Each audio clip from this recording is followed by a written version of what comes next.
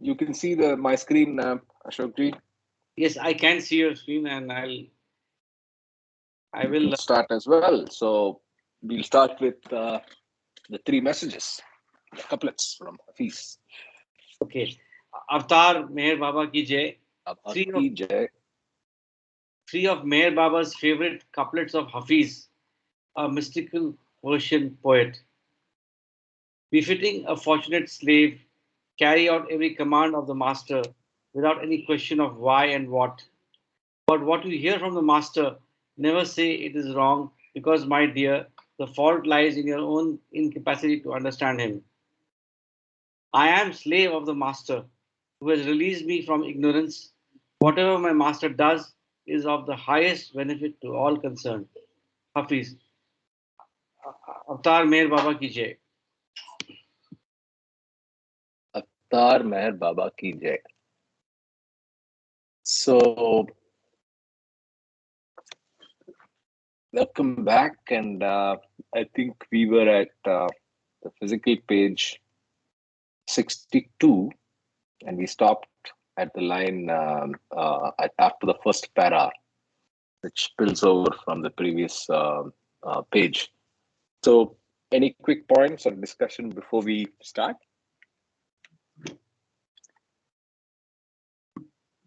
So, I think there is none, so we can get started. So, we are trying to continue chapter 3 of the book, and we are, as I said, in the second. In page 62. So, let me start from that point. Avatar Meher Baba ki Jai. And I start. Perfect masters are not necessarily recognized as such in the world. They too often meet with opposition and have to share persecution from the masses born of ignorance. However, in general, they meet comparatively little opposition, particularly when their function as masters remains more or less unknown. But the avatar, who is God incarnate, must always face the headache of severe opposition. It occurs in every avataric yuga, which is the cycle of divine manifestation. Zoroaster, Rama, Krishna, Buddha, Jesus, Muhammad all had to face it. The same picture is before my eyes today. All the 5 Sadgurus put together mean Baba. And when they say Baba, there is a footnote. So part 3 consists of a detailed discussion of Meher Baba's claim to avatarhood. And then it continues. This very curious, okay, there's another point, footnote, which we will get to. I'll go back to reading. I have come so that you can escape from the cage of Maya and experience, that is, know me in your lifetime. Since the very beginning of the illusion of creation, Maya, which makes illusion appear as reality, has been hanging around my neck in all of you. Describing Maya, and that is a footnote. This very curious allusion is another direct outgrowth of Baba's frequent statements that he experiences himself as everyone and everything. Therefore, the albatross around another's neck is, in Baba's experience, literally around Baba's own neck. So it's very beautiful. So I hope we are all in sync with what he's trying to say here. He's saying that the Maya that each individual experiences, individualized soul, is also being experienced by the avatar, as the avatar is, in effect, experiencing all the experiences of each individualized soul. I'll anyway read that last line again, which is footnoted about Maya, and then maybe this will make more sense. Since the very beginning of illusion, Maya, which makes illusion appear as reality, has been hanging around my neck in all of you. That is why I must come as the avatar again and again. That is why I also came back from my new life, so that you might realize that all else, beauty, money, position, worlds, universes, is as valueless as a zero in comparison with God, who alone is worth seeing and becoming. There's a footnote. Now for new life. So let's go down and see it. In 1950 to 51, Baba led a small band of his followers about India in what he termed the new life. The student of Baba's life must be content to leave this phase in the realm of speculation until someone undertakes the task of researching and describing it. Okay, I pause here. Anything to be discussed, given there were multiple footnotes and references. If everything is okay, we can keep going, but I'm just checking. No, Karthik, this is really very intriguing because, um, they're trying to explain Maya as the illusion in terms of what has been described. It is it's very intriguing actually, and it's very important as well. Yes, that's all. Sure, but I hope it's clear. If you want any discussion or questions, please go with those, or I will continue. Here in the footnote, what is alluded is not clear. The student of Baba's life must be content to leave this phase in the realm of speculation until someone undertakes the task of researching and describing it. So what is the... So what he's saying there, I think, and others can jump in as well, is the fact that the new life is the least documented part of Baba's life. And again, honestly, I have not read Lord Meher, but even in Lord Meher, there is very little coverage of new life. And so he's saying the student of Baba's life, if we are trying to biographically sketch Baba's life, we must be content to leave this phase in the realm of speculation, because we are not able to have documented data about it unless somebody takes the task of researching and describing it. Right? Having said that, we know a lot that they traveled, how they traveled, where all they went, and so on and so forth. But it's not as reliable, detailed, and documented as the rest of Baba's life, is what I understand. No, is there any further literature available after this book is written regarding the new life? Yeah, good If we question. want to know about new life of Baba, what is the source for us? So I think even before that, I'd like Yes, I'd like Godman. yes, Sorry, Sanjay, please repeat. it, sorry, it is Glimpses of Godman by Barnard. Okay, That gives a okay, quite a detailed listing of new life. Yeah. Jai Baba, can you hear me? yeah, we Yes. can hear you much better. Sunil, you have to go on mute. I think it's your car. Yeah, go ahead, Kama. Yeah, Jai Baba. I think coming to the question of new life, there are other literature there in the online trust website, both in books on Baba, mostly on books on Baba. Okay. So you can actually read about the new life. And also later, Babu Kalchuri wrote a detailed 400-page book with photographs on the new life. That is not available online, but it is available as a hard copy. So that is part of the new life. But the new life also, there were many messages given during the new life, which actually is a precursor to what is happening today in the world. If Baba said that 3/4 of the world is going to get destroyed, for whatever reason, whether it's environmental or political violence, he showed us how we can live in a very simple way. And in fact, the new life is a very interesting. I can send you the. There are a couple of postulates that he communicated to everybody during the new life, what the new life actually meant for the future. And he basically said that I'm living the life. There were 4 different phases: Langodi phase, labor phase, and all that, which I can't remember.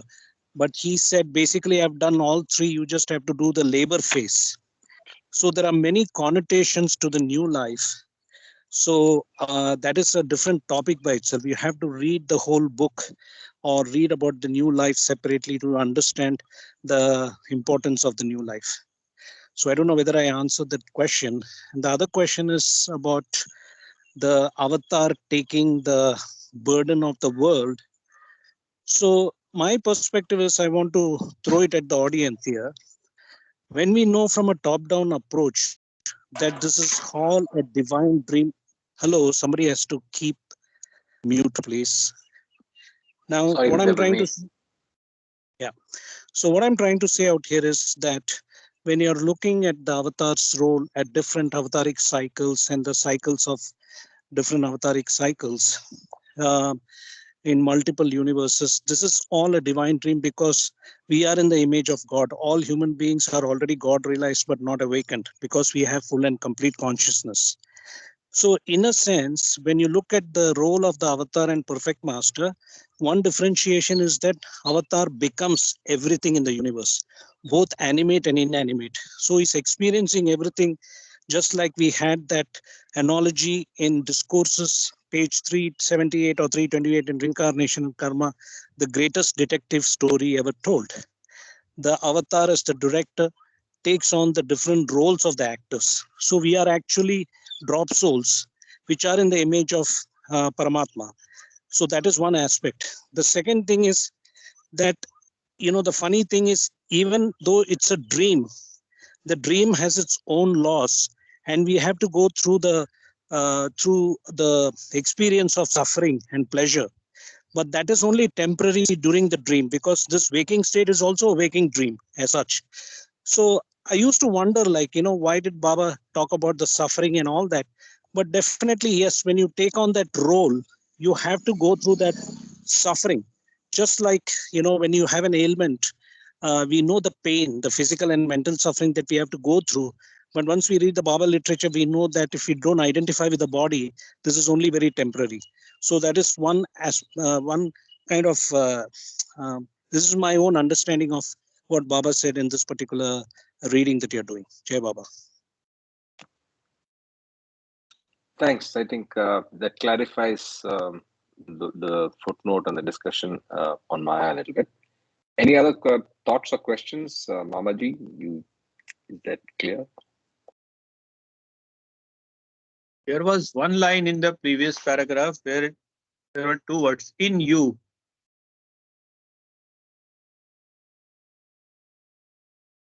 Previous paragraph. Here? Basically, it was saying that come to relieve because of the ignorance that is there in you. In you was the word actually. Okay. Yeah. Or in all of you? Since the very beginning of the illusion of creation, Maya, which... Okay, I think I'm not able to hear you clearly. Yes. What is the question? Okay. What is the point here? Leave it for now. Yeah, leave it for now. Yeah. Go ahead. Okay, no problem. Thank you. Okay, so then I will continue. I'm continuing with the last line on this page. Those who live for me and my work contact me gradually, become intimately connected with me, dedicate their all to me, and become my dependents. From time to time, individually or collectively, with me or in accordance with my instructions, they carry out various activities connected with my work. There are a number among them who must necessarily carry out my detailed instructions daily and continuously, living as and where I want them to live. For example, at different times in the past, there have been various institutions here at Mehrabad. There have been a hospital, dispensaries, schools, shelters for the poor, and separate ashrams for boys, men, women, the mad, and the mass. All were run free and were open to people irrespective of their caste, creed, or class. A detailed description of these projects is given in Appendix 2, is what is the footnote. I make the best use of money when I have it and dissolve everything when I have none. Gifts of love I accept with love and I disperse them with love. I maintain no institutions on a permanent basis, such as those run elsewhere by self-perpetuating organizations. Every heart that loves me continues regardless of the presence or absence of institutions to remain my ashram for my work. Similar processes are repeated in every avataric period, and thus matters proceed age after age.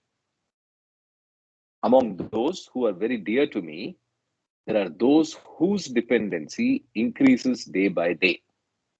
Eventually, they become dependent on me for everything. When I first set foot in Mehrabad over 32 years ago, I had nothing, but in the course of my subsequent activities here and elsewhere, over a crore, that is 10 million, of rupees must have been spent for my work. Today, I have nothing. I give no value to money for the sake of money. When I talk of money, I come down to your level and say things from that level. But I repeat that I am not in the least concerned with money. I am told that one of you has enquired of Pendu today whether money could be offered to me. This reminds me of the attitude towards money of Sai Baba, one of the five perfect masters. Sai Baba had exceptionally lustrous eyes and a wonderful personality. He was fond of smoking a chillam, an earthen pipe, and used to cough and spit freely in the presence of his visitors. He always asked point blank for money of all those who visited him. In some cases, he would ask the same person for money again and again until the visitor was stripped clean with no money left even for his return journey. However, Sai Baba would keep no money and used to give it away. Bhajans and qawwalis were often sung before him by Hindus and Muslims who revered him alike. But you will never be able to understand thoroughly how great Sai Baba was. He was the very personification of perfection. If you knew him as I know him, you would call him the master of creation. During his lifetime, there were few who really loved him, and there were many who could not understand how one who constantly grabbed money from visitors could be a saint. But now you find Sai mandirs, temples, Sai matchboxes, Sai this, and Sai that, mostly made by the same worldly minded people who mocked Sai Baba during his lifetime. Here, in my presence, you feel like dozing now. But after I drop the body, like Sai Baba, people will begin to understand my divinity. During the 3 years that Upasani Maharaj stayed in Khandoba's temple at Shirdi, He lived on water alone under orders from Sai Baba. Maharaj was the only one there who knew how Sai Baba really was. Maharaj himself was so great that if his grace were to descend on a particle of dust, it would be transformed into God. But in contrast to Sai Baba, Maharaj for many years chased away those who offered him money. In later years, however, he began to accept what people offered out of their love for him. This is how the present Upasni Nagar, with its temples, residential quarters, etc., has come to being and is maintained.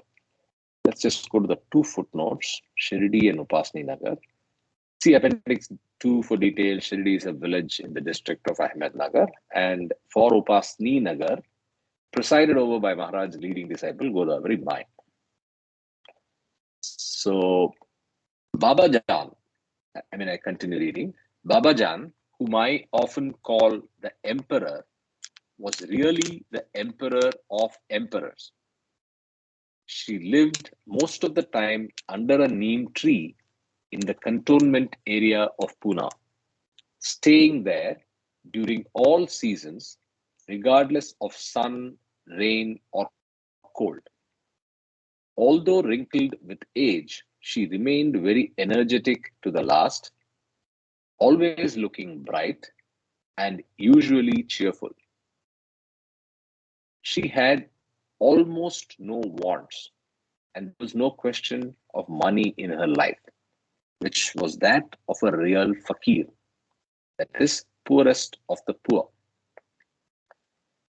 Among those who were deeply devoted to her was a large number of Pathan and Baluchi soldiers who would often flock around her seat under the tree. But when in a mood of Jalal, that is divine majesty, she would rise from her seat with a stick in her hand, the strongest men in the group would run away. It was Babajan who caused me, in less than a flash of a second, to experience my most original state of being the Ancient One, Avatar. Narayan Maharaj, and there is a footnote, had absolutely no physical personality. Born approximately 1855, died September 3, 1945, the fourth of the five perfect masters of Baba's youth, is the reference for Narayan Maharaj. Continue. He was short-statured like Gustadji, but more lean. He always dressed in fine clothes and used to have a diamond ring flashing on one finger. He lived in grand style in Kedgaon, living a life of routine arti, puja, ceremonial worship. He never asked for money directly, but indirectly he used to impress this point upon his visitors and devotees. Gustadji is referred, one of Upasni Maharaj's disciples whom Upasni Maharaj told to follow Meher Baba. That's Gustadji. Now we continue. Tajuddin Baba of Nagpur was completely indifferent to his immediate surroundings. He was the Taj. You can have no idea who he was. I do know who he is. People used to crowd around him during his lifetime and still flock around his shrine by the thousands. All five of these perfect masters have brought me down, and all that I have become is due to these five. I am made of all the attributes of all five of these masters, and my avataric state comprises the five states of these five Sadgurus, which are Kutubs. Naturally, therefore, the qualities of all five are in me. So let's see two footnotes now. One is Tajuddin Baba of Nagpur and the footnote on the Kutubs. Tajuddin Baba, born January 7, 1861, died August 17, 1925, the fifth of the five perfect masters. And the Kutub is just perfect master is the same as Sadguru, is the same as Kutub, also the same as man God. So let us continue. So I'll continue reading. Since I began to observe silence, that is in July 1925, I have not touched money except when I give it to the poor and to the musts. Sometimes I ask for money from those who love me. Sometimes I receive money from them unasked. At times I refuse all money offered to me. But I have never obtained money through any such thing as the miracles which the yogis occasionally perform. It is only money offered with love that I accept and disburse for my work. At this moment, Sai Baba's attribute is uppermost in me. If people are to know about me, they should know everything about me. Those who love me should continue to love me. Those who do not love me do not affect me. I am what I am, and I will remain what I am for all time and under all circumstances. Money comes, money goes. I remain the fakir that I am. In order to carry out some important work which I must do, I have a plan. For this, I have literally to be free to go where I like and do what I have to do for a period of 1 year from February 15, 1956 to February 15, 1957. During this period, I wish to receive no correspondence, nor see people, or give interviews, and I may not see even those who always stay near me. I have only 2 months left now to arrange affairs so as to be free from all my apparent bindings. All those who contribute whatever they can really spare towards the various provisions I choose to make for the 1 year will thereby participate with me in the work I have in mind for that year. But no one should offer money which will increase his own individual burden, mental or financial. It must be done in the spirit of a free offering of love for love and must be made with pleasure and without mental reservations. To enable all to share equally in the work I will do during the year, I will gladly accept even 5 rupees. Although it is true that I will regard all contributors as equal participants in my work, regardless of the amount contributed, that fact should not lead one who can easily afford 5,000 to give only 500, or one to offer only 50 who can offer 500. Those who cannot spare even a single rupee should not worry.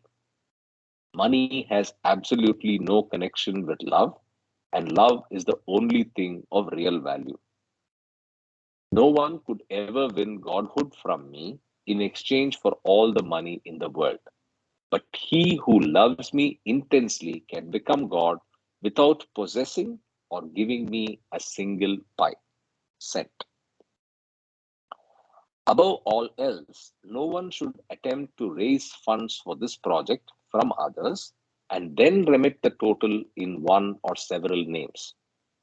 Each one of you is to offer to me directly what you conveniently can, doing so with pleasure and without taking any burden upon yourself, as that would be a burden on me. Baba then went on to ask the assembled group for volunteers to share more actively in the work to be done during his retirement. To do this, he asked for one man from the group and promised to select one from each of the other 3 language groups yet to come to go into retirement at their homes for 21 days. These 4 individuals, he explained, should also live indoors that entire period on water alone Further, they were to repeat the two syllables ba, ba audibly, one on inhalation and the other on exhalation, throughout the period except when dozing. Finally, each of the four was not to lie down to sleep, nor to sleep with his head resting on anything other than his own body during the entire period. There was a sense of crisis in the air as Baba outlined the stipulations, but the description had hardly been given when 9 of the group rose instantly to volunteer. Baba quizzed each one minutely regarding his ability to carry out severe conditions. The aged man with thick lensed glasses and long flowing white beard, Baba gently thanked and asked to sit down. This the old man did, registering the deepest disappointment. One of those standing was an emaciated young fellow who looked as though he had just recovered from a long illness. Baba joked with him about the amount of flesh he had on his bones to carry him through the rigorous fast. Nothing Baba could say served to convince him that he was not entirely fit to qualify. Finally, Baba told him also to sit down. Two others had families and business responsibilities, were in turn quizzed and asked to sit down, and now 5 were left standing. These certainly looked as though they could stand the test of even such an ordeal. Baba seemed undecided which one to pick from among them, as he talked with them and seemed to wrestle with his choice. He began to modify the conditions which were to be observed. First, instead of 21 days, the period was reduced to 7. From midnight 14th to midnight February 21. Then he said that in addition to water, they could have each day either 1 cup of milk or 1 to 2 cups of tea, and they should take 1 teaspoon of a stomach powder in a glassful of water each noon. Baba then selected all 5 of the men to carry out the fast. Equal numbers were later selected from the Telugu, Hindi, and Marathi groups.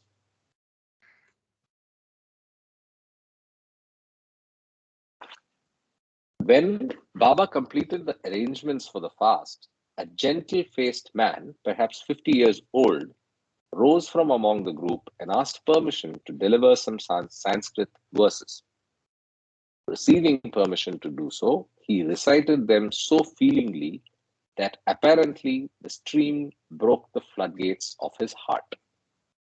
He burst into tears, cried out, "Avatar Meher Baba ki jai," and asked forgiveness for his sins. Baba motioned the desolate figure into his arms, embraced him warmly, stroked his shoulder and his damp cheeks tenderly, and then held him quickly to his chest. "Don't be afraid," he said. "You need not tell me any more. If I am the avatar, then I know everything and everything will be forgiven. If I am not the avatar, what good will it do you to tell me anything, and what use would it be to ask my forgiveness?" Christ often said, "I forgive you, I forgive you." Those who loved Christ accepted his prasad, so offering of forgiveness. But those who would not recognize Christ naturally could not understand him. His words were just words to them. "I can forgive. I have come to forgive." Forgiveness is the highest thing for those who are forgiven. It is not a great thing for me to forgive. In fact, in reality, there is nothing to be forgiven, for there is really nothing like good and bad. You find them so, and they are there in duality due to your own bindings in duality. In the bondage of duality, there is good and there is bad. But in reality, everything but God is zero. Maya, which causes you to mistake illusion for reality, is present for you, but not for me. For me, only I am, and nothing else exists. It therefore means nothing for me to forgive and everything for you to be forgiven. Dense. But anyway, there's a footnote. Let's first get to that. Again, it's on Maya. That is only God exists. So I think it's a good idea to probably read this paragraph again. So I will do that. In the bondage of duality, there is good and there is bad. But in reality, everything but God is zero. Maya, which causes you to mistake illusion for reality, is present for you, but not for me. For me, only I am, and nothing else exists.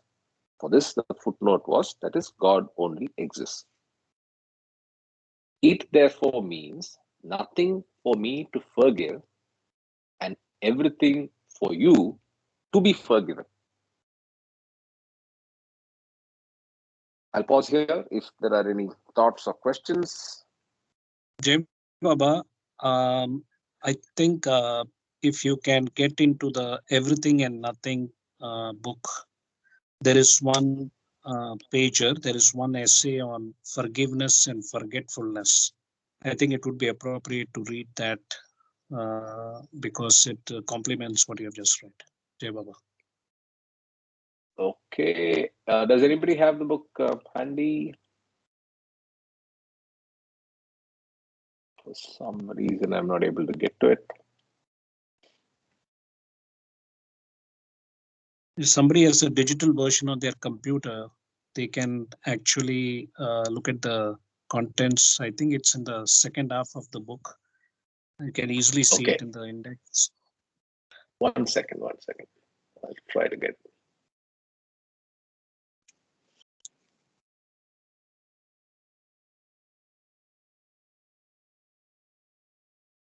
I feel this paragraph that we read is a ideal say definition of existence. Really hit me like anything. Mm-hmm. Jay Baba, Karthik, and all. I think there's also links to the sanskaras becoming zero. The mention of, that for us in the path we have to make our impressions and sanskaras zero. That's what comes to my mind. That, and it also mentions that you require the grace of God to reach that stage. Jay Baba. Correct. Jay Baba, the So other I'm not point able to get to a copy Uh-huh. of the book. Sorry, Sanjay. 1 second. So give me 1 second. Keep going, Sanjay. Yeah, Jay Baba, this is Kama. There was a mention about the only reality is God. Of course, we have different definitions of God from 7 realities and so on. So God is truth, God is divine love, God is existence, God is infinity, God is the self, and so on based on context. And then Maya, the creator of illusion, is basically doesn't exist. But Maya is there to kind of, it's like a stage where without Maya, which is also the mind is also a tool. A thorn is needed to remove another thorn. Similarly, the mind is also a tool, and vice versa. Maya, the creator of illusion, which we read from discourses, is the shadow of reality. Wherever you are, there is your shadow. So wherever there is reality, there has to be the shadow. So how does it relate to our practical existence now? Like, for example, I'm sitting here in my village. I have gone walking into the fields and I'm looking at the green fields and the birds and the trees. how does that relate to what we are reading? You know, God is the only reality and Maya. See, Maya has created this whole creation, the duality or the phenomenal world of duality of forms. So one can actually sit here and be completely detached and know that everything, what we see behind that is the self. So to me, that is how I interpret that particular line about God is reality and existence and so on. Jai Baba.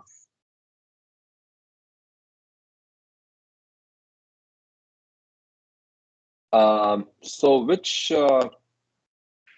chapter do you want me to read?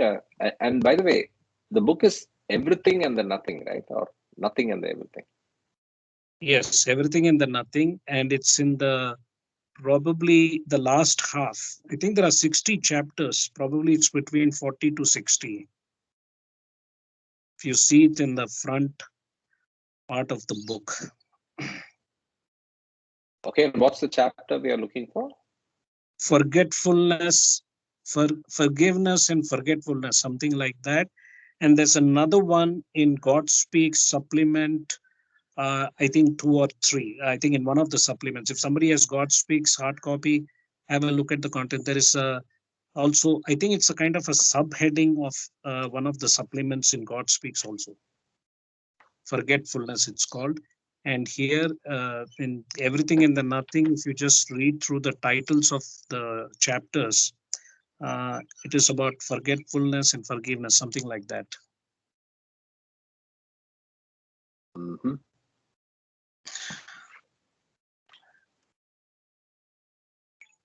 So let me just share my screen again.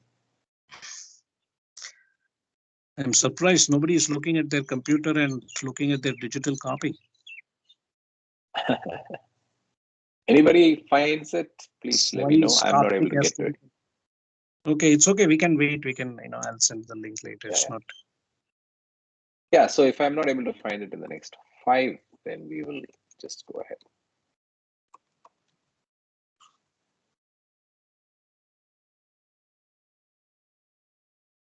Is this the one? Practical Mysticism. There's a subtitle on forgetfulness.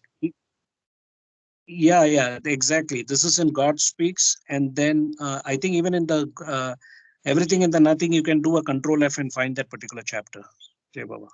Yeah, so unfortunately, the Everything and the Nothing, I don't think I'm able. See, what I found is a book. Whose book is it?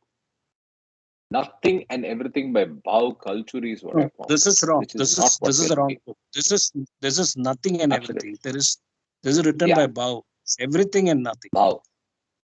Correct. So Everything and the Nothing is for some reason not getting downloaded. So, and it's not even opening on the trust site, and I'm having trouble getting to our book location. If somebody has access to the team's book location, can they open up Everything and the Nothing? I know it's there. Sunil, if you're able to do it, that'll be great. Meanwhile, I will read the Forgetfulness. Now, again, Kama, can you tell us why forgetfulness is, again, my bad. How is forgetfulness relevant to where we are? We were understanding Maya and how Baba says that God only exists. So can you just fill up the blanks for that, and then I will read this. Actually, the paragraph above what you just read, where Baba talks about forgiveness, that's what I wanted to do. Okay. That is the next para. Because I have not got to forgiveness yet. Oh, yeah. Here. I can forgive. I've come to forgive. Okay. Yes. So if I go to the God Speaks, is there forgiveness covered before that?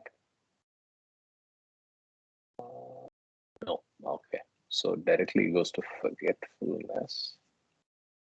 Because I will mention a quote by Desmond Tutu when he got the Nobel Prize, for the apartheid regime in South Africa. He said, "I can forgive, but I can't forget." That was a very, very important statement that he made, which became world famous. But after I read Baba, it was very interesting. Baba said it's not just about forgiving. You have to also forget. So that was to me a very important insight that Baba actually went above, I mean, Desmond Tutu was definitely talking like a human being that I can forgive for whatever atrocities has been done to me or to the African Americans. And I think this also happens to individuals in our own families, in our professional work life. You harm other people or you get harmed by other people, and we tend not to forget. We keep it as part of the sanskaric impression. But I think Baba says, we are all playing different roles. For example, today I was talking to my uncle who's 82, and I said, like in Ramayana, how did Ravana got entangled in this whole business, because he was a Brahmin, he was a scholar, he was, Shiva Bhakt and all that. But then Maya, brought in, his sister Surpanaka, whose nose was cut by Rama and Lakshman. And she went to him and told him, and he said, who can be more powerful than me? And then the interesting thing is that even after having Shiva's grace, that a guy like Ravana was caught up in Maya. But if you look at the big picture, Baba has said in discourses about the avatar that he comes with a divine plan. So everyone has to play a role, just like Judas had to play a role during Jesus's time. So I'll stop here, Jai Baba. Okay, so I will just quickly read forgetfulness in the context of the forgiveness that Baba is talking about in where we were reading. So I am on page 199, and it's, I think, part of supplement 2, practical mysticism. A part of that is a subtitle called Forgetfulness. And I'll read. The whole philosophy of approaching and realizing the truth hinges on the question of what we may call forgetfulness. The word forgetfulness used here must not be associated with its commonly accepted meaning of forgetting to post a letter or of a state of mind that is simply dull and blank. Forgetfulness, in this special sense, is an attitude of mind that develops gradually into spiritual experience. External renunciation is not forgetfulness because it is mostly physical and partly mental. But internal renunciation, when it becomes purely mental, does assume the quality and dignity of forgetfulness. Thus, one may renounce the world, but it is not so easy to forget it. Forgetfulness, in this special sense, thus explains the secret that lies behind all happiness, spiritual or otherwise, that human beings experience. The Sufi term for this forgetfulness is bikhudi, and it should not be mixed up, though it often is, with bihoshi, which is unconsciousness. The difference between forgetfulness and unconsciousness is important, and a few examples of types of unconsciousness will help make it clear. To begin with, one must remember that forgetfulness is the partial or total detachment of the mind from the physical world, and unconsciousness, the partial or total deadening of the mind to the physical world. The former gives rise to various degrees of spiritual ecstasy, and the latter to various degrees of cessation of pleasure and pain. Let us then look at one or two examples of unconsciousness. In perfect health, one does not bother about the functioning of a vital organ like the heart. This means that one forgets that this organ is beating ceaselessly and perfectly in the human body for the maintenance of life and health. If, however, there is a disturbance in the cardiac rhythm, there is immediate discomfort, and if there is a cardiac infarct, there's immediate precordial pain. In either case, one is reminded that one has a heart. The sensation of discomfort of pain, though it arises from the heart, is felt only because of the functioning of the mind. The more the mind is directed to the heart, the more the discomfort or pain is felt. When pain reaches its climax, unconsciousness may supervene, a break in the threads of consciousness that enables one to forget the pain. But this is unconsciousness and not forgetfulness in its spiritual sense. A surgeon, by performing a prefrontal leucotomy, can interfere with some of the nervous pathways that serve this focusing of the mind on the intractable pain of some incurable disease like cancer. After this operation, the pain is still there, but the patient ceases to direct his mind towards it and so ceases to bother about it. This again is a partial unconsciousness brought about by purely physical means and not true forgetfulness in its spiritual sense. Sleep is a state of unconsciousness that affords a temporary respite from the wear and tear of life, but sleep is not true forgetfulness in its spiritual sense. The whole philosophy of happiness and unhappiness, therefore, hinges on the question of forgetfulness of some kind or the other, and of remembrance of some kind or another. Remembrance is an attachment of the mind to a particular idea, person, thing, or place, and forgetfulness is its opposite. Once it is understood that remembrance causes pain, it follows that the only cure is some kind of forgetfulness, and this forgetfulness might be either positive or negative.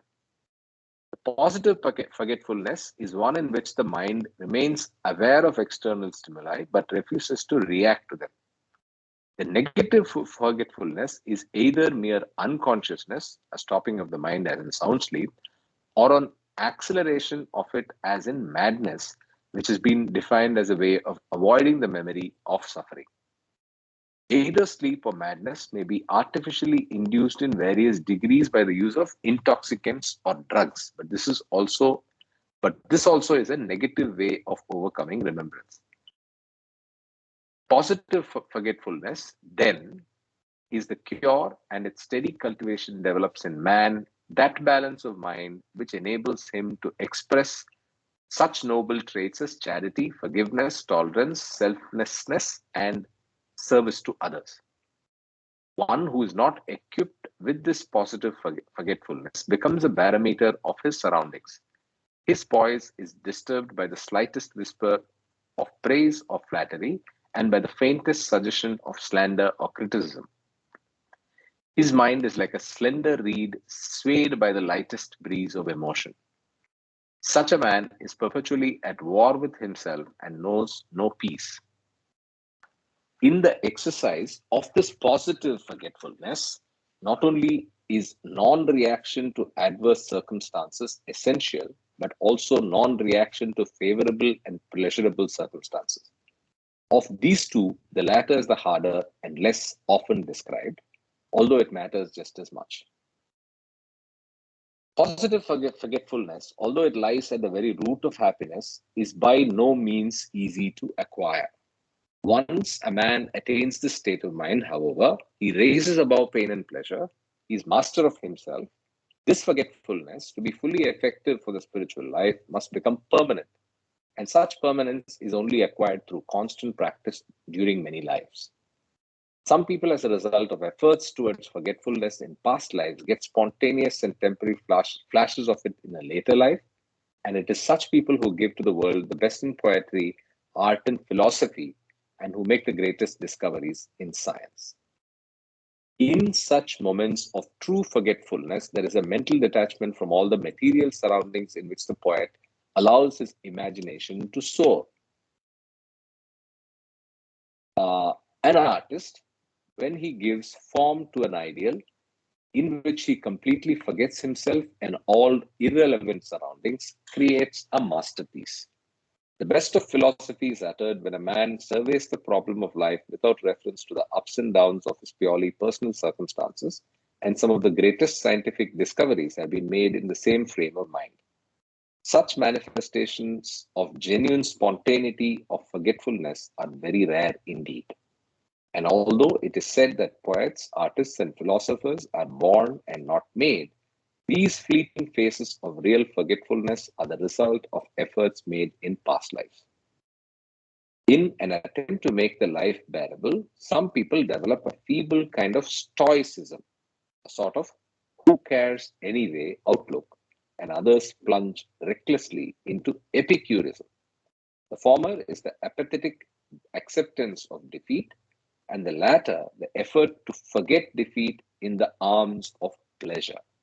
Neither is true forgetfulness, but when a man acquires the true forgetfulness, he enters the spiritual kingdom and passes through different stages of forgetfulness until the goal is reached. Meher Baba tells us forgetfulness of the world makes one a pilgrim, Rahrav, or Sadhak, Forgetfulness of the next world makes one a saint, and forgetfulness of self means realization, and forgetfulness of forgetfulness is perfection.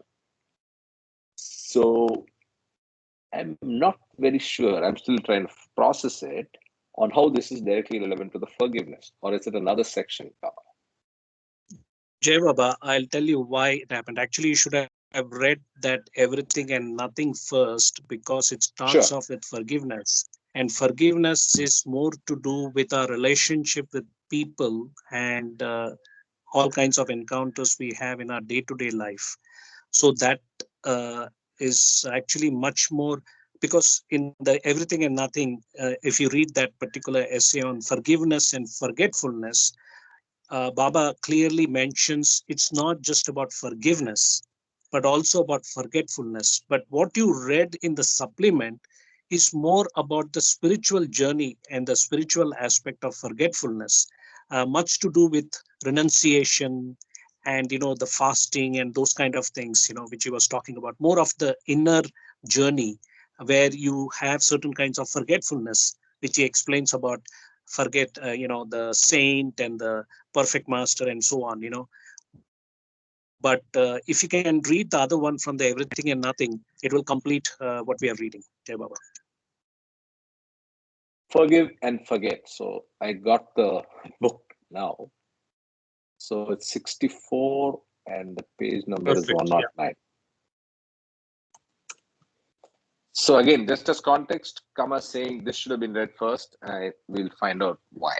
And why we are coming here is because we read from Listen Humanity about the importance of forgiveness, and specifically how Baba says, I have everything to do for your forgiveness, but and it's him to us and not as us to him, right? Forgive and forget. Physical page 109, chapter number 64. Please ask God for forgiveness. But since God is everything and everyone, who is there for him to forgive? Forgiveness of the created was already there in his act of creation. But still, people ask God's forgiveness and he forgives them. But they, instead of forgetting that for which they asked forgiveness, forget that God has forgiven them and instead remember the things they were forgiven. And so nourish the seed of wrongdoing, and it bears its fruit again. Again and again they plead for forgiveness, and again the Master says, I forgive. But it is impossible for men to forget their wrongdoings and the wrongs done to them by others. And since they cannot forget, they find it hard to forgive. But forgiveness is the best charity. It is easy to give the poor money and goods when one has plenty. But to forgive is hard, but it is the best thing if one can do it. Instead of men trying to forgive one another, they fight. Once they fought with their hands and with clubs, then with spears and bows and arrows, then with guns and cannon. Then they invented bombs and carriers for them. Now they have developed missiles that can destroy millions of other men thousands of miles away, and they are prepared to use them. The weapons used change, but the aggressive pattern of man remains the same. Now, men are planning to go to the moon, and the first to get there will plant his nation's flag on it, and that nation will say, it is mine. But another nation will dispute the claim, and they will fight here on this earth for possession of that moon. And whoever goes there, what will he find? Nothing but himself. And if people go on to Venus, they will still find nothing but themselves. When the men soar to outer space or dive to the bottom of the deepest ocean, they'll find themselves as they are, unchanged, because they will not have forgotten themselves nor remembered to exercise the charity of forgiveness. Supremacy over others will never cause a man to find a change in himself. The greater his conquest, the stronger is his confirmation of what his mind tells him, that there is no God other than his own power, and he remains separated from God, the absolute power. But when the same mind tells him that there is something which may be called God, and further when it prompts him to search for God that he may see him face to face, he begins to forget himself and to forgive others for whatever he has suffered from them.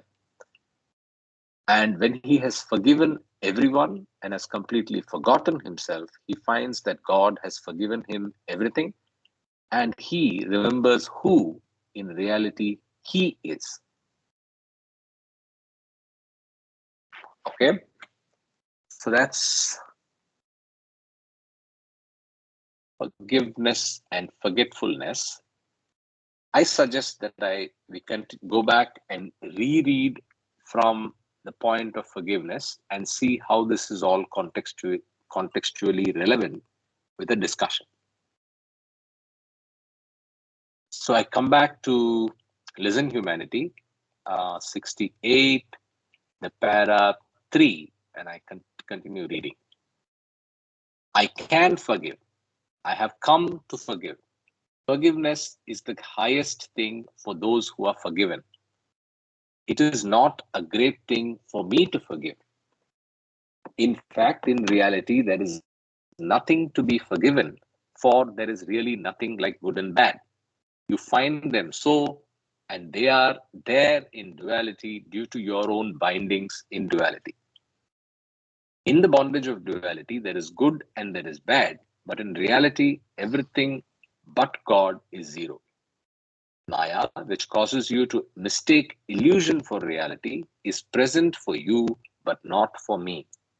For me, only I am, and nothing else exists.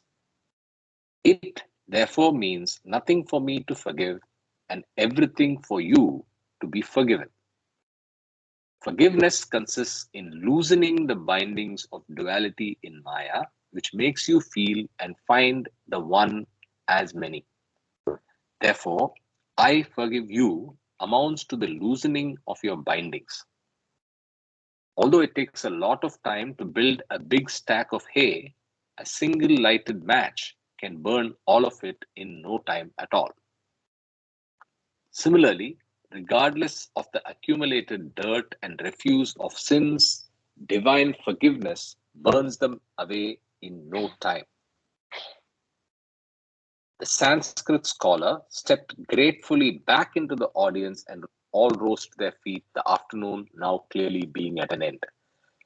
So I'll stop here and see what are the inferences and connections we make. For me, I think I understand the importance of forgiveness. And when we went to the first reference in God Speaks, that is more only about the nature of forgetfulness. And there he talks about true forgetfulness and also positive and negative forgetfulness, which is not linked directly to forgiveness. Then we came to everything and the nothing and read forgetfulness and forgiveness. And I think here it's more a topical delineation of what is forgiveness. Forgiveness is incomplete without the ability to completely write it off and forget it. Because if you forgive as an individualized soul and still hold on to those thoughts, then your bindings are not actually getting unwound. You're getting unwound completely after an act of forgiveness only if you're also able to completely forget. This is what I have understood till now. Happy to hear others, happy to understand more on this. Hello. Yeah. Hello. Jai Baba Karthik. Jai Baba. Yeah, I think again it all boils down to that at the end, the grace of the perfect master, because he gives this analogy about clearing off all your sins and dirt by that simple match, which means that matchstick which can burn that bundle of hay. So it's the same. I mean, ultimately, whatever we do, whether we require the grace of the perfect master is what I could comes very clearly to my mind. Okay, Baba. Yeah, that is ultimately there. But two things that come to my mind is the complete surrender. And when we ask for forgiveness from Baba, when we do our prayers, do we ultimately get that feeling that I have been forgiven? But probably no, because our prayers are not sincere, that we have not trusted Baba enough, that if I ask for forgiveness from Baba for anything wrong that I have given, that is anything wrong that I have done, I have been forgiven. So if that comes, we will forget what wrong did we do. So that's one part. And other part is us forgiving somebody who has done anything wrong with us. So that's also it's very difficult actually. You may forgive him, but it's very difficult to forget, and that only comes uh, through a perfect understanding what Baba wants us to understand and complete surrender to him. That whatever the person has done to us was as per the Baba's plan and as per my sanskaric load that I carried. So that's what happened actually. So this is two things that I am getting here. Yeah, Baba. Regarding Agreed. Go ahead. the different passages that we read, so forgetting is the later stage, forgiving is the first stage in the duality of our existence. So we need to forgive for someone who does some injury to you, whatever type of injury it is, and then that lingering the thought of that injury being done by so and so, that need to be eliminated also. That is forgetfulness. So I see in duality, it is one step is forgiving, then is the forgetting. And relation to sanskaras, uh, forgiving is for this janma. So if somebody does an injury on you and you forgive him, it is for this janma. And forgetting is forever. So that becomes more important so that you can eliminate the whole lot of sanskaras by forgetting. Because that is totally eliminated from your mind and from your psyche also. And then it doesn't repeat later. So that way, both are important, but more stress is on forgetting. So this is all in a process of renunciation itself, because what we read in the say God speaks, it is coming as a chapter from starting with renunciation as stages of renunciation. So this is one of the parts of renunciation itself. So I think the classification that was done as the reaction, response, positive action, and all that, there we may have to add this aspect of forgiving and forgetfulness, because that stops at action itself. So the action does not end there itself, but it may carry the memory of that action. So that also need to be eliminated. That is a purport here. Jai Baba.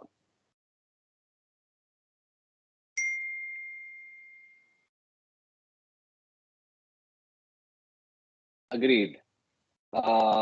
Others? Any thoughts? Any points? Jai Baba Karthik. Yeah, Khalid, and then we can have Nomita. or was it Jayanti? One of the mic. Khalid, go ahead. Yeah, thanks. You know, in our day-to-day life around us, we come across this word sin, so frequently. So on a broader platform, does this word sin have any definition, or what do we refer to when we hear the word sin or we utter the word sin? I'm just trying to figure that out. If anybody can help me with it.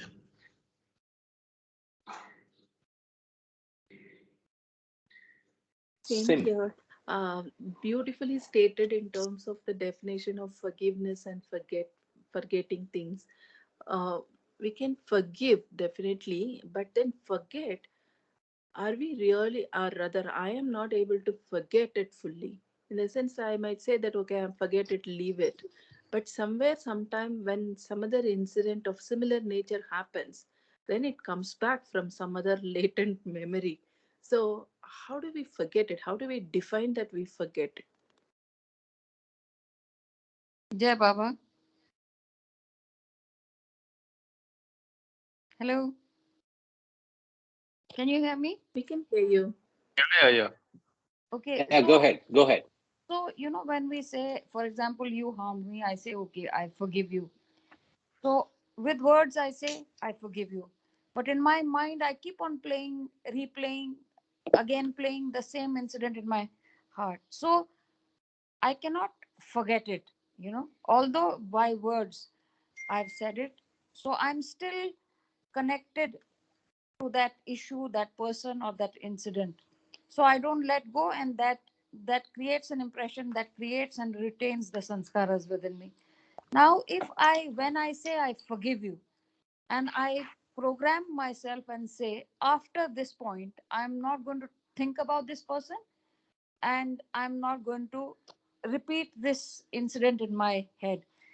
This has to be mechanical, or this has to be um, uh, how do I say it? It has to be instructed, to your mind.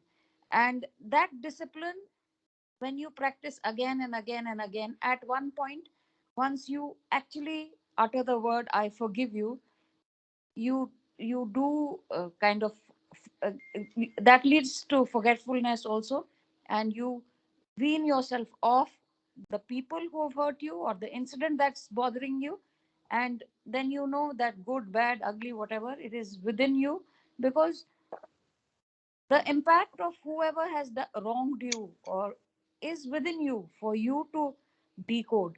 Once you tell yourself, no, this is the end of my reaction to this situation, and you instruct your mind again and again, I have said it in words that I forgive you. Now I have to tell my mind that you practice forgetfulness, and with that, uh, with that as a practice, you can get better, and maybe it's a better cleanup of sanskaras. And I've also seen that through meditation also, if something is really really bothering you, once you are in deep meditation, it just cleans the slate. That's another way of practicing forgetfulness, which works for me. That's what I wanted to say. Thank you very much. Jai Baba.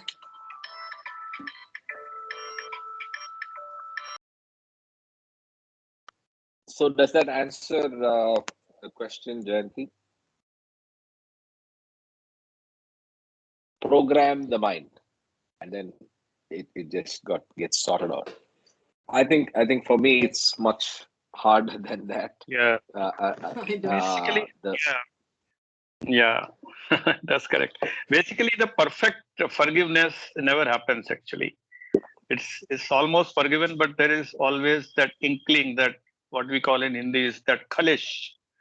Khalish will remain. Actually, the scratch always remains, and that keeps bothering. So that means the forgiveness, though we may say that I have forgiven, but actually it has not been done.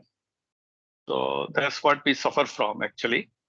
Yeah. So And we it we will also not happens in we a will not different way. yeah.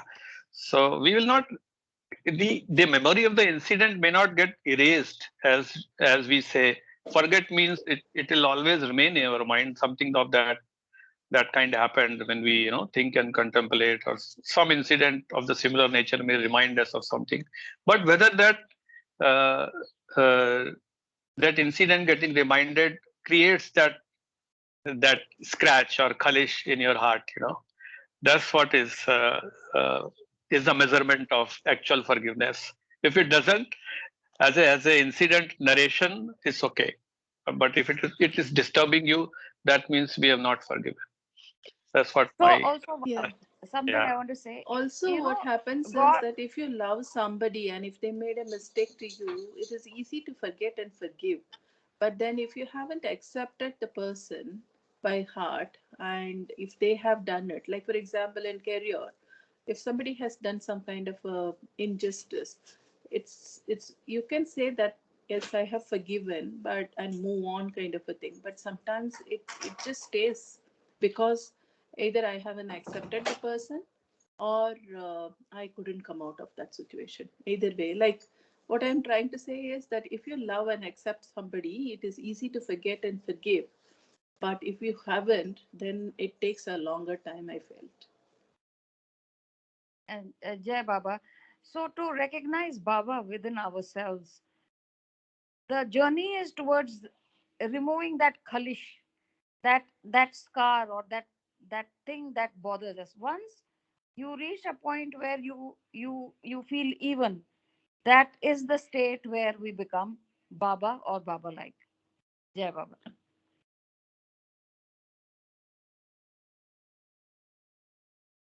Fair. And Yeah, I think no, Jayanti's no point is easy also ways. good. There is a, yeah, go ahead, Sanjay. No easy ways. I just interjected. Yeah, it's not easy. Yeah, Jai Baba. Agreed, agreed. And Jayanti's point is also correct, right? So our within the nature or within forgiveness, there is it's obviously far easier if you have accepted and are loving the person, or it's a person that we are already very very close to. But it becomes difficult when the person is not part of that, right? So again, it goes back to how we have to see everybody as the same and love everybody, and then do the forgiveness, and then also do forgetfulness, which eliminates the sanskaric load completely. But till then, you're carrying it, right? So that's where it is. Jai Baba. That's why Baba insists on love so much, because love dissolves all negativity. It's like a whirlpool where all anger, lust, greed, judging people, or all those negativities. One, the feeling of love is so overpowering that everything else dissolves in that whirlpool, and you become a brighter, nicer, shiny person like Baba like. Yeah, Jai Baba.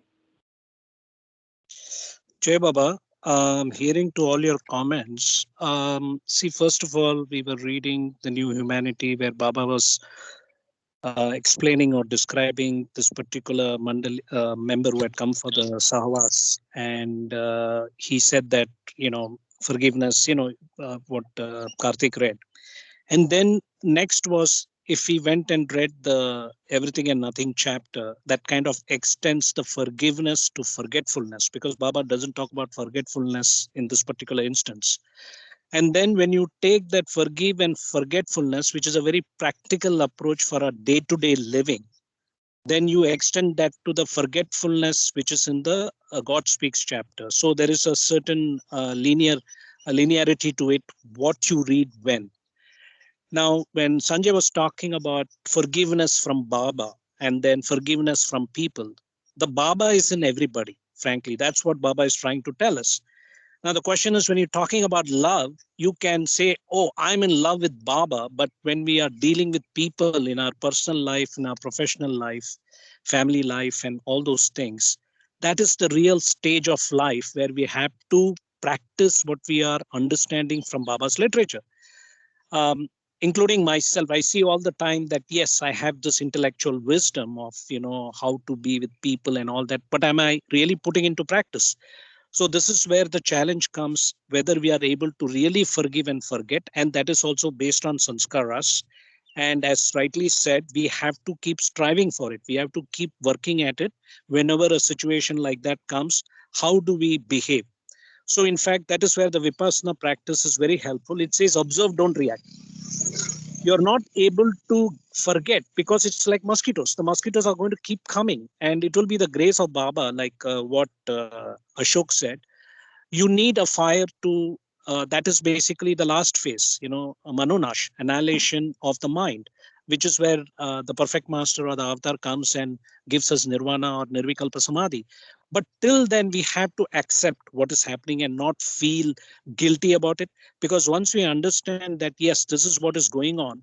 So coming back to Sanjay, I think it is more or less not even asking forgiveness of Baba, but actually meeting that person in reality. And every time you meet the person, on the road or in the office, and you know that, my God, I really hate this person, but now because of Baba, I have to be forgiving and also forget about it. And that is a challenge in itself, that's for sure. And also what Doc Mama was talking about, the removal of sanskaras. We have 3 chapters: cessation, wearing out and unwinding of sanskaras, dispersion, exhaustion of sanskaras, a wiping out of sanskaras. I think these 3 chapters actually are very relevant to what we have just read on forgiveness and forgetfulness, and also the chapter on violence and non-violence. So these are also interconnected, that each individual will be going through their own unique journey in how we are able to respond or react to a situation. So uh, what I feel is that what Baba is making us do is transcend from him, using Baba as avatar, who is the manifestation of God in human form, to start relating to day-to-day activities, like in our daily life, in the waking state. Because the beauty is, in the waking state, nothing matters. We are all fine. We connect with the Paramatma and we are unconscious of it. But can we wake up from this waking dream where we are able to use all these postulates in our day-to-day life? And that is a challenge. Jai Baba.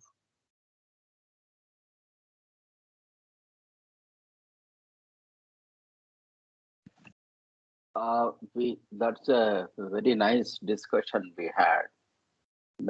We tried to summarize some aspect in at least some totality. Regarding Khalid's question regarding sin, I think it is a different aspect, needs to be discussed in a different way, not related here as such. So I can text him a few things later.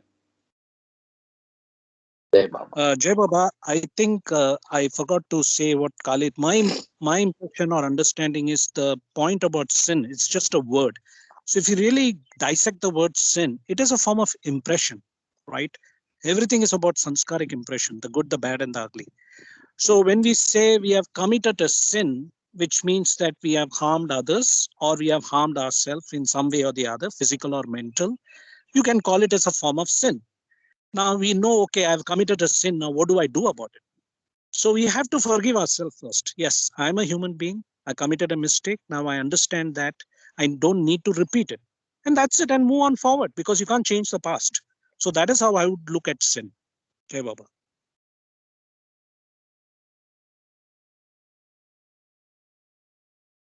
Okay, so I think well summarized, Kama, and I think it was a lively discussion. Apologies, Khalid, for missing out on your question, and I think thanks, Mamaji, for reminding me, and between you and Kama throwing some light.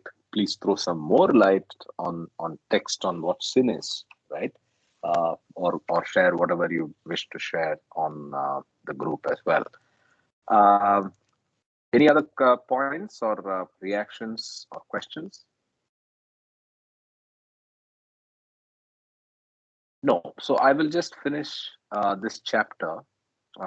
And we finished up to 68, and we just have this one page before we go to the chapter 5. So let's finish that, and then we can end for the day. Yeah. So I start from page 69, first line. There was a hush of deep feeling powerfully generated, which hung over the group. No one wished to break the enchantment of this momentary glimpse into the hidden workings of God and his relation to his creature, man. Without a word, everyone filed out behind Baba and the Mandali and gathered around the blue car waiting at the foot of the high stone stairs. It was late. Already the sun was sinking low behind the green hills, and the cowherd children from Arangaon were bringing their charges down from the rolling pasture land to the road that led through the fields of low corn and across the railroad tracks to the village. As the blue car moved slowly down the dirt road, the cowherds recognized it and with shrill cries raced across the fields to intercept it in its course. The signal of their delighted screams alerted the village. As the Sahabasis streamed slowly down from Mehrabad on the hill, they could see the blue car inching through the crowd. Children were trying to reach a hand in through the door, and mothers with shy, black-eyed babes shoved their offspring and their own hands forward in hopes of receiving a rewarding pat. At the railroad crossing, where the car was forced to halt momentarily, a swarm of villagers milled and eddied about the vehicle, threatening to hold it up indefinitely. Finally, it made its way through the dense pack and, like a blue arrow bent on racing into the heart of the heavens, it sped into the accumulating sunset. So that brings us to the end of chapter 4 in the first part of this book. And we will go to chapter 5 next weekend when we start. We have a couple of minutes, so happy to take any questions or thoughts or ideas that we can take away, anything that remains to be discussed.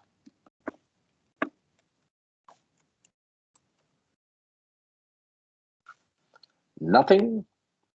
Nothing. That's good. So if it is nothing, then we know everything. Really? So yeah, so I think with that we can wrap up. Unless there is some naughty stuff Nomita will anyway come up with now, right? I think she's not focusing. Otherwise, by now she would have come up with something.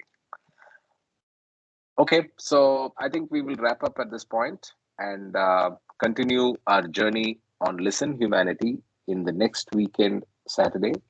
And that's the 20th. We start with chapter 5 and go from there. Jai Baba, and have a great week ahead. And let's catch up in the coming week. Jai Baba. Jai Baba. Jai Thank Baba. you. Thank you, Jai Baba. Jai Baba. Jai Baba. There Jai she is. Baba. Hi. Jai Baba. Jai Baba.